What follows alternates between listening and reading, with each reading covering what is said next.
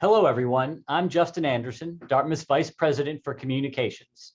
I join you today from my office in downtown Hanover on Dartmouth's campus as a new year and a new term are just beginning. I'm joined by Dave Kotz, Dartmouth's Interim Provost, and Rick Mills, Dartmouth's Executive Vice President. Dave and Rick lead Dartmouth's response to COVID, and as such, they are uniquely qualified to bring life to the community messages that you have received about our plans for winter term. Because we know those messages are jammed-packed with information and may leave some of you with questions, I've convinced them to hop on a Zoom call, and they've agreed to provide additional insight into the strategy behind the decision, some of the on-the-ground factors that they considered in making these decisions, and additional details on newly established and evolving policies. Dave, Rick, thank you so much for agreeing to join me tonight. Good evening, Justin. Good to be here. Thanks for having us. Dave, I'm going to start with you. As we sit here tonight on Tuesday, January 4th, classes have begun, most of which are taking place in person. Not all of our peers, when they begin classes in the new year, will be able to say the same thing. So my first question is to you, Dave. If you could shine a little bit of light on the decision-making process and how it was that Dartmouth came to the decision that we would be returning with the vast majority of the classes happening in person in the midst of the Omicron surge, which is causing a huge spike in cases around the country and around the world. Yeah, Justin, this was obviously a topic of intense conversation over the holiday break as we were monitoring the emergence of Omicron and the experience of some of our peers in December and the operational constraints that we have on campus. But we went back to the fundamental principles that we've been using all year, which is that we want to remain open as much as possible, which means in person, while also maintaining the health, the physical and mental health of our students, faculty, and staff. And we felt, given the extremely high vaccination rate that we have in our population, well over 99%, and many of them boosted, and an intensive surveillance testing program and a masking requirement, particularly in the classroom, and no evidence of in-classroom transmission over the last 6 months, that we could open with most of our classes in person with some constraints in non-academic areas. So for example, grab-and-go dining to help reduce the potential for spread, which our peers were saying were happening mostly in social contexts and not in the classroom. And so after weighing a lot of different factors, we decided to proceed, and that's where we are. We're very happy that classes began today. Students are out on campus, and we're off to a good start.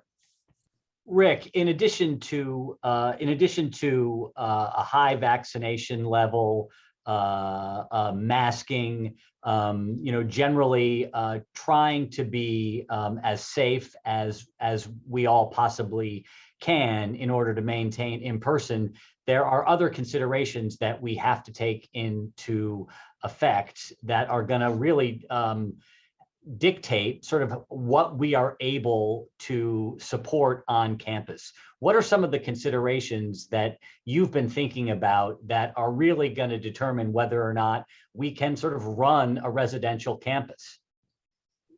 It starts with staffing. I think all of what happens at Dartmouth, whether it's in a classroom or in a residence hall or in dining, is supported by staff, whether it's faculty or staff. It's folks doing the work of residential education. And we are, as Dave referenced, we are really banking on the high vaccination rate, over 99% of our faculty, of our staff, of our students. And we think that with the precautions in place around masking and testing, but primarily masking and vaccination, if we're candid. At this point, testing is a good indicator of where we are, But what we've seen with Omicron on other campuses and increases, it's not likely that testing is going to help us contain what's happening. It's going to let us know what's happening. What's going to contain what's happening is the vaccination status of all of our population and the use of masks and sort of prudent behavior by everybody on campus. And as Dave said, the goal is to maintain that for so long as we can while protecting the health of our community. And when we talk about our community, that now extends beyond just faculty, staff, and students, but it includes family members, friends, acquaintances. And the way that happens is through folks being prudent and careful in their decision-making. We got the message loud and clear from last year that the mental health of everybody is important, and we are doing our best to keep things open in a way that allow people to take care of themselves. This is a long haul. We're entering year 3 of this pandemic. And I think increasingly we're recognizing that we need to find ways to move forward and live with this and not simply shut down and wait it out. And we may be talking more about that later, but I think part of what we thought about in this was waiting a few weeks to get started wasn't going to avoid this wave. This was going to come when we came back. And in many ways, we felt we just wanted to get on with it. And we think we can do it safely. I think everybody who's coming back and every faculty member who's teaching is needing to make their own judgments around how to do this, what they're comfortable with. And I think for the most part, we're hearing this is working. Early returns are classes are in person and students are happy. And Dave and I have both seen students around campus wearing masks. And thank you, everybody. Yeah. Dave, Rick makes a very good point about, having to figure out how to live with COVID and to live with the virus and it becoming sort of endemic, moving from a pandemic to an endemic. And I'm wondering if one of the ways that we will have to live with it, even this term, will be by having to go online. Obviously, that's not what we want to do. We've stated how important it is for us to meet in person, but already, as we've been talking, we've referenced that some classes are online already. And obviously, the vast majority of them are taking place in person, but do you foresee a time over the course of the term? And I realized during the last Q&A, I said, I know that you don't have a crystal ball, but I asked you to predict the future. I'm going to do that again tonight and ask you, whether or not you think that it is possible or likely that we may have to go online more than just one class here or another class there. Yeah, that's a great question. I think I have no crystal ball, so I don't know exactly what's going to happen, but I can say that everyone should be prepared for the possibility that some classes will go online some of the time. A few classes have been or will be approved for long-term online operation, in particular faculty with medical conditions that put them particularly at risk for infection or disease. Can work through the Office of Institutional Diversity and Equity to obtain an accommodation, a medical accommodation to teach their course online. And in a few other cases, faculty have personal circumstances that the deans have agreed require them to take their course online. But those few cases aside, some classes will go online for brief periods, I hope, for logistical or pedagogical reasons. So if we have a large number of students who are COVID positive and need to isolate, then those students can't go to class in person, obviously. And so if a professor finds that 40% of the students in their class are in isolation, it's not realistic to continue. It may be in their judgment not realistic to continue to teach that class in person and somehow support those students who are in isolation. And so they may take the class online for a week or something like that while those students get better. And so I anticipate sort of phases in any given class of going online and then back in person. We'll see how this evolves. It's going to evolve in ways that we can't predict. You may have been asking is if there might be a moment when we decide that we need to take all classes online no matter what. Of course, I can't rule that out, right? That might happen. And we're having conversations this week about what would be the conditions that might force us into that situation. And I would see that as an absolute last resort in situations where the COVID prevalence or the hospitalizations or the staffing constraints or something like that just make it unfeasible for us to continue in person. But we'll see how that shapes up in the coming weeks. Rick, I don't want to let you off the hook on something that you said a little bit earlier about testing.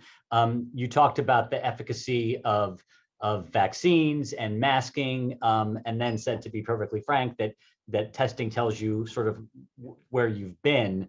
I'm wondering how we are thinking about testing once we get everybody back on campus and just sort of moving forward. We spent a lot of time, in previous terms talking about, the PCR tests as sort of the gold standard. And now, we see on the news that there are runs on antigen tests and everybody wants antigen tests. And that's what everyone's looking for right now. So how are we thinking about testing, both in terms of the cadence of testing as well as the form, whether it's PCR or antigen? Sure, thank you. So for now, we're not changing the testing rubric from last term. It'll be once a week testing for those who are vaccinated and boosted. For those who have an exemption, it will be twice a week, and the twice a week also applies to athletes who are in season. And that's the testing that we're doing with the Broad Institute. That's the PCR test you referenced. We're also we have an isolation policy that allows students who are seeing resolution of their symptoms after they've been positive and been diagnosed with COVID, tested positive, that after 5 days with resolution of symptoms without temperature and a negative antigen test, the evidence is there's not enough viral load for them to be infectious and they're able to be released from isolation. They continue to wear a mask. So there'll be a rapid antigen testing site that Axiom is staffing for us, which is the place to go for that testing. And that's the distinct use of rapid antigen testing this term. I think we're also using that for people who are symptomatic and want to get a quick determination of whether they are in fact positive. So there'd be. That's right. Sorry. Yes. Yep. And Rick, I'm gonna actually let me just add on, because I think the other thing to just foreshadow is as we think about the coming term in spring, I do think we're in active discussion about what the value of asymptomatic testing is. That increasingly we're hearing from our clinical advisors that they don't see a lot of value in a large scale asymptomatic testing protocol because of the degree of spread. And I think we're going to need to continue to watch how Omicron evolves and what the evolution of the virus is as we think about that policy going forward. But for now, we're sticking with what we had in the fall, coupled with this new rapid antigen. And Rick, I'm going to stay with you because you brought up isolation and isolating. This is obviously a pretty hot topic on campus and within our community. And I think it's a hot topic for two reasons. Number one is space. Number two is time. In other words, the location that we are asking folks to isolate in if they test positive, and then the duration.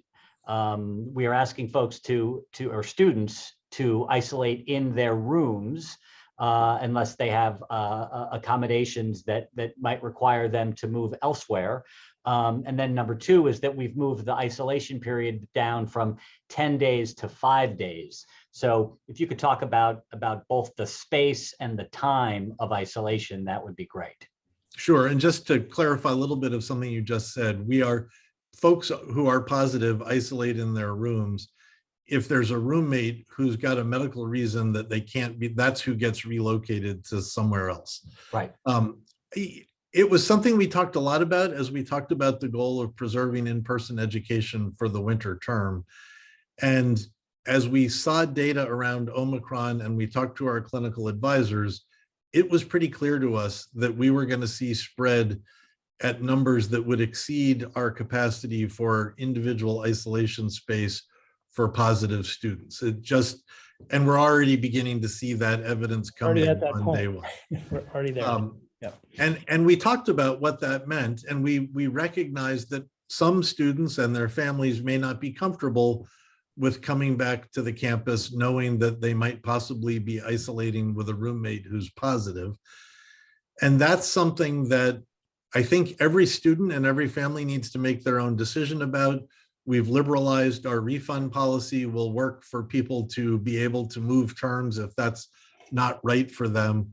But on the whole, and I think it's being supported by feedback from many parents, the benefits of being able to come to campus and in-person instruction warrant this. And I think the advice we're getting from our clinical folk advisors is that the presentation of symptoms, particularly with Omicron, for students, for our age groups, is an upper respiratory infection. It's not pleasant, it's not fun, but it's something that is akin to a bad cold or the flu that we've experienced before the pandemic, and we wouldn't have thought about not coming to campus just because my roommate might have the flu. But that's a judgment we can't make for individuals. Everybody needs to think about that on their own. On the times dimension, the other advantage, CDC just changed its guidance. We're being a little more conservative than the CDC by requiring a negative rapid antigen test. But the ability to let folks out of isolation at 5 days makes it, 50% better than what it was like in the fall term when you were isolating for 10 days. And that was hard. So we're pleased about that. We're pleased we're able to move forward with it. And we hope most people will test out fairly quickly after that 5-day period.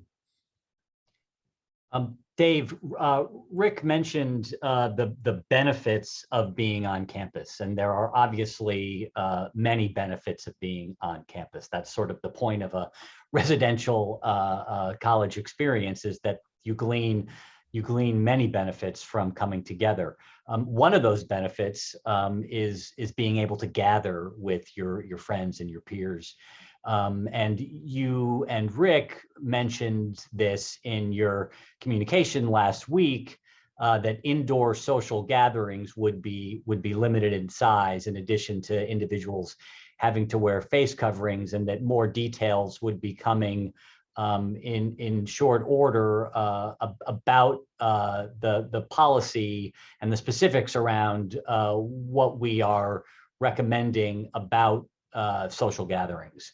With all students coming back this week and interested in doing just that, what can you say about our guidance as it stands today and hopefully moving forward? Yeah, this is one of the big open questions from last week. We just weren't able to pin down all the details of what that policy might look like, and we're still working on it. We hope to release a detailed set of guidelines and regulations very soon. But the gist of it is basically this. Our purpose here is to prioritize the academic mission, and in particular in-person learning and in-person research and that sort of thing. So academic events, academic operations continue in person with masking and so forth. But what we want to discourage is social events. And so we are asking people to use good judgment to not gather in large groups, and to, in particular for the first 2 weeks. What we'll be providing specific clarifications by tomorrow, I hope, around college organized events. But again, the goal here is to reduce social interaction where it's not necessary. Now, that doesn't mean you can't hang out with your buddy and play a couple of video games or watch a movie or something like that. But what we want to avoid is large groups gathering. And please, we're asking everyone to be prudent, use their judgment, and allow us all to retain that in-person academic experience that we are prioritizing. And I would just add to that, Dave and I spent a lot of time talking about it, and we don't want to do what happened last year with limits and policing and discipline. This is our community needing to pull together. We know what the community wants, and we know from the clinical guidance that we get the behaviors that are problematic and the behaviors that will help us preserve the goal of in-person instruction and keeping this campus open. And we're really hoping that students collaborate with us on this and take it to heart. And if we can get through the Omicron surge, we think that we'll be at a point where we can relax this. And so we're going to absolutely revisit it after 2 weeks, and we will continue to revisit it for so long as it's still in place, because we know it's not easy. Something else, Rick, I believe we will be revisiting is the grab and go dining situation. Is that correct? Yes, and that really sort of fits right with what we were just discussing, which is one of the places where folks are maskless and in large numbers indoors is the dining hall. And I think we need to get ourselves through these first 2 weeks and see where we are. The only caveat, just because I want to be fully transparent, going back to where we started, what are the considerations we were thinking about? Staffing is a challenge just during all of this period, as employees are hard to find. It is a tough time, and the employees that are working long hours. If we have surges in positivity among our own staff, that could affect how we can deliver dining services. And we knew that coming into this, and we will do everything we can not to have that make grab and go on too long. But clearly our own staffing within dining may challenge what we can deliver, and we'll see where we are. Dave, I'm gonna end our time together with a question for you, and it's about generally something that I know that you do quite heartily, which is embrace winter. You will recall that former Provost Joe Helbley made that his mantra last winter, was that we should embrace winter and get outside. And I mean, frankly, I think embracing winter is sort of part of what being at Dartmouth is all about. I think it's taking on sort of added meaning and importance this year. I'm wondering if, when students grab their food and they go somewhere, that might be an opportunity to embrace winter, to eat a meal outside by the fire pit. I know that there are other outdoor options that we are trying to set up for this winter. So I'd like to give you the opportunity to talk about how you think we should embrace winter and what some of the options will be for students in the coming days. Yeah, that's a great point. I love winter personally, and I know that it's an opportunity, as I see it, for all of us, for students in particular, to maybe try new experiences. And one of the things that I know Student Affairs in particular is working hard on is to produce a list of ideas and activities and opportunities for students to get out on an ice skate on the Ockham Pond when that's open, rent skis to learn how to do some Nordic skiing or snowshoeing, go to the skiway. I think we're making a lot of these opportunities free. And I think there will be instruction involved for those who maybe are trying something new for the first time. On campus, you mentioned we have fire pits. I saw they were operating today. I saw students sitting there and eating their lunch and enjoying the chilly winter day. I think it was about 20 degrees, and students were out eating their lunch. That's great. I think those kinds of opportunities will evolve as we come up with new ones. In particular, I would urge the students to come up with ideas, talk to the Student Affairs office and propose, say, hey, we'd like to do this. Is that possible? And what would it take to make that work? And we'd be happy to try to support those kinds of things. So yes, I'm hopeful we'll have a great snowy winter and people will be able to enjoy it. And Dave mentions eating outside in 20-degree weather. I just want to reassure folks that does not mean we're serving frozen meals. No, and you can eat inside. I just ask people, please don't sit with a lot of other people when you're eating inside. That's sort of the point, is to try to spread out some.